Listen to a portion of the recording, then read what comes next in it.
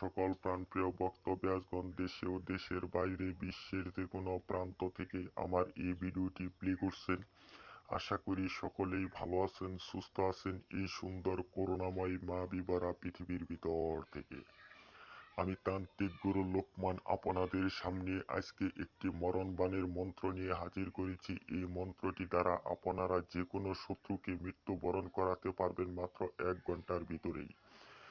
যে শত্রুটি আপনাদের সাথে সারা জীবন শত্রুমি করে আসছে, মানের উপরে আঘাত করছে বা সয় সম্পত্তির উপরে আঘাত করছে বা সন্তানাদির উপরে আঘাত করছে, সেই শত্রুকে যদি আপনি যদি নিরাপদ থাকতে চান বা আপনার কাছ থেকে যদি চির বিদায় দিতে চান, দিতে পারবেন এই নকশাটি দ্বারা।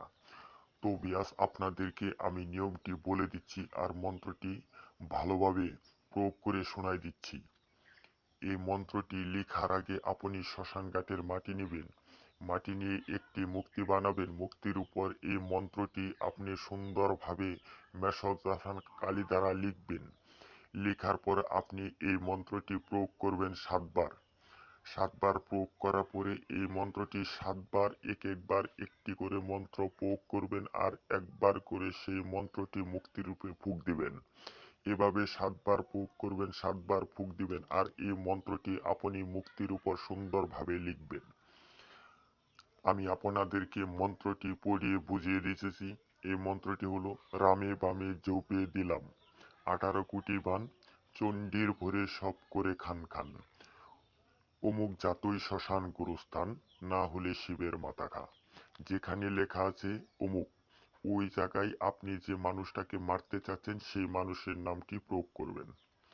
সেই মানুষের নামটি প্রয়োগ করার পর এই নকশাটি আপনি মুক্তির উপর লিখবেন। লেখার পরে 7 বার এই মন্ত্রটি পড়ে 7 বার মুক্তির রূপে ফুঁক দিয়ে এই মন্ত্রটি শ্মশান ঘাটে পুঁতে দিবেন।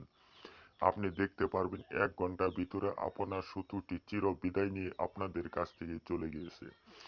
যে ভাই ও বোনেরা আমার এই নকশাটি ধারা প্রয়োগ না করতে পারবেন, আমার স্ক্রিনে দেওয়া নাম্বার আছে, নাম্বারের সাথে যোগাযোগ করবেন।